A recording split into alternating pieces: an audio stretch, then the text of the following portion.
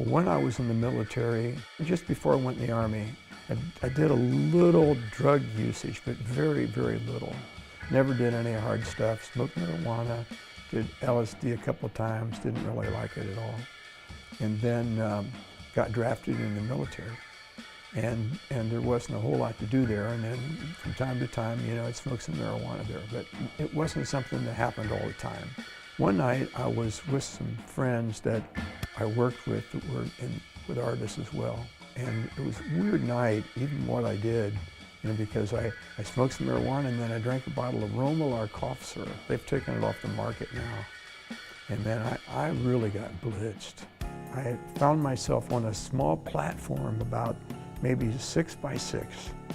And there was, looking down, there was a rope that was pushing it out in the darkness further and further, and it was going to the music. And I just kept going higher and higher and higher, and it was black. And I thought, man, I've never been this high before. And I thought, what happens if the wind blows? I realized there was nothing stable. I thought it was my turn to die. I wasn't even a Christian. And then I had an old Volkswagen at that time that I bought for 200 bucks. You can imagine it wasn't a lot of car. And so I got in my car and I just started looking for the interstate. And it was a typical hippie mobile. I bought it for 200 bucks and it was primered and reversed rims and no bumpers and all that stuff, And I got on the interstate and I just started looking for a bridge just to go in, just to drive into. So I saw a bridge and I just wheeled into it going 80 miles an hour. And when I did, it ricocheted off and I had an old Mexican serape on and it got caught on the car and I went under the car and I was dragged on my back from 80 miles an hour down to 0 under the car. When the car finally stopped on its own, I was pinned under the front wheel of the car on the other side of the car. I had a broken hip, I had a collapsed lung, a broken jaw, and of course it didn't do much for my back, although I don't even have scars there today. And then I was there for just a couple days and I got really, really dizzy. And I put my head back on my pillow, and when I did, I was taken out of my body. Literally lifted out of my body, and it's like the Lord just lifted me up and then just stopped.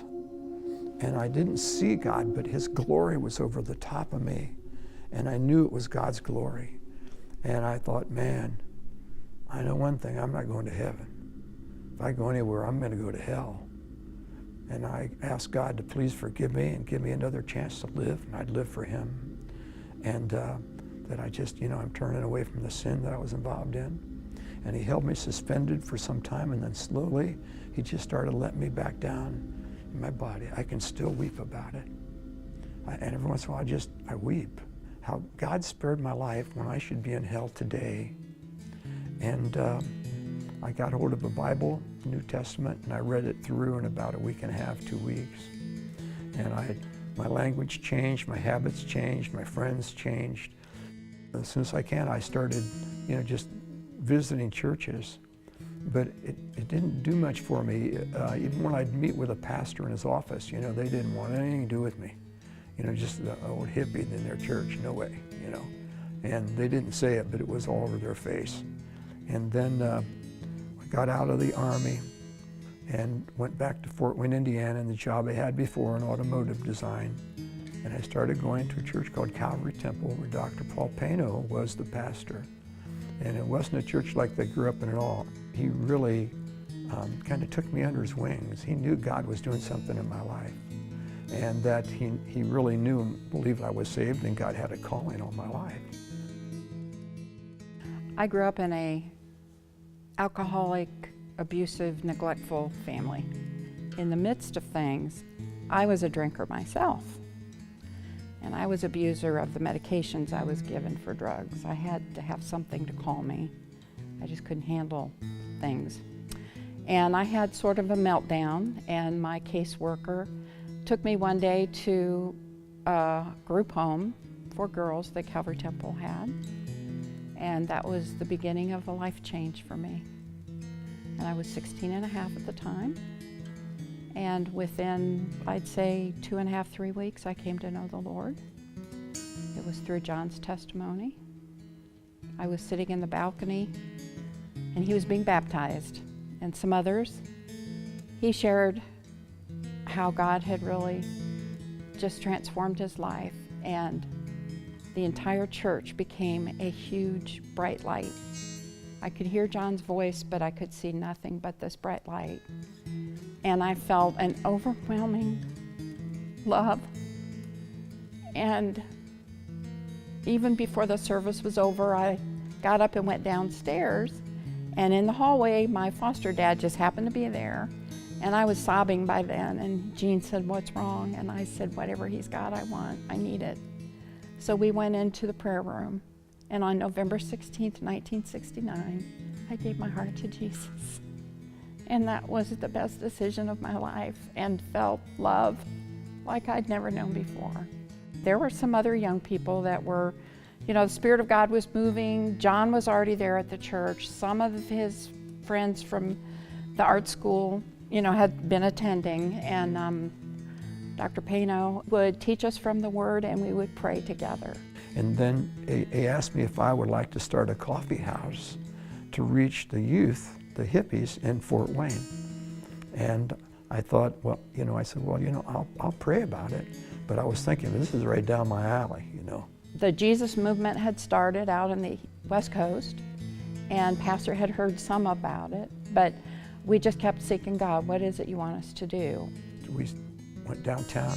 There was this portion of downtown Fort Wayne that backed up to the old Erie Canal. And they had these huge brick buildings that were built, back in that era. They were in the process of revitalizing that block. And we would peek in the windows and say, "Lord, is this the one? Is this the one?" And there was one on a corner that we kind of thought it was kind of neat looking, and we thought maybe this would be it. We wound up being given the building located at 130 West Columbia for $1 a month. People from the church volunteered to go in and do everything we needed.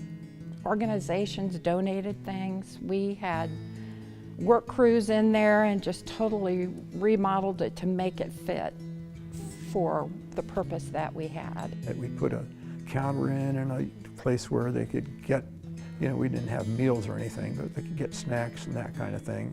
And then we had a really nice stage that we built up on the front of it.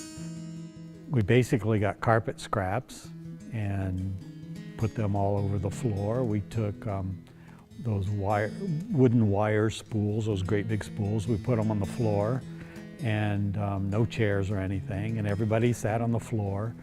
Well, at that time there were no Christian rock groups or anything, any kind of Christian music that we wanted to listen to. So we started inviting secular groups to come in. I was still working on the front outside. We did a lot of work on the outside of the building. So this group came.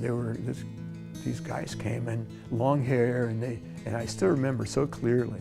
They put the finger in their hair and they say like, "Wow, dude, man, can we play in your coffee house, man?" And I said, "Well, what are you guys into, He says, "Oh, man, we read the Rancha book, man."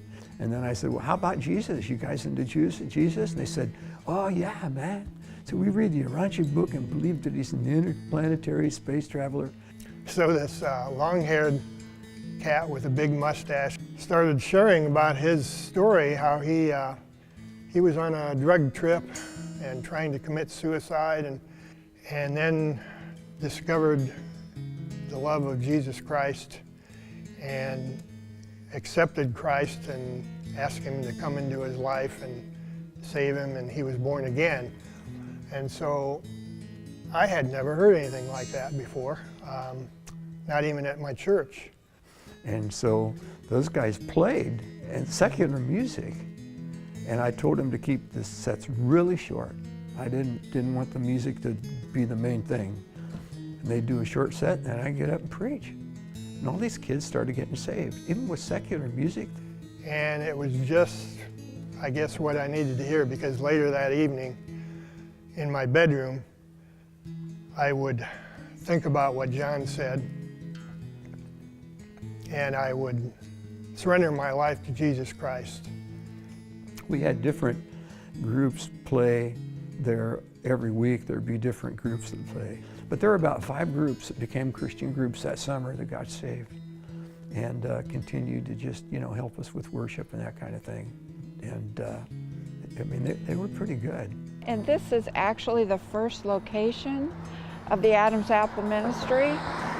The building we were located in is no longer here. It was destroyed by a fire a few years after we moved away. But this is where we got our start, and this is an amazing time. The 3 or 4 months that we were here, we saw hundreds and hundreds of young people come in to our doors and to find the love of Jesus Christ. The landing used to be called the docks, and this was part of the Erie-Wabash Canal area where people would come in as a stopping point on their journey in life. And I feel like that's so appropriate that God picked this place with the history behind it, that so many young people came in on their journey in life, stopped in and found the Lord Jesus, became changed from the inside out, and had a new start and a new journey to go forward to. I'm just an old hippie, man. God saved, God happy, I think I might have a little bit left in there still. I don't know. I still like playing my guitar and make a little noise.